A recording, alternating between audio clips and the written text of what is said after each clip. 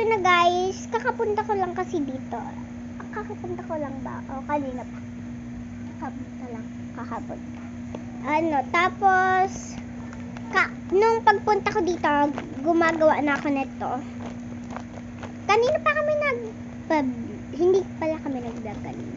Kasi ngayon lang kami mag-vlog. Hindi natapos yung paggagawa namin ito.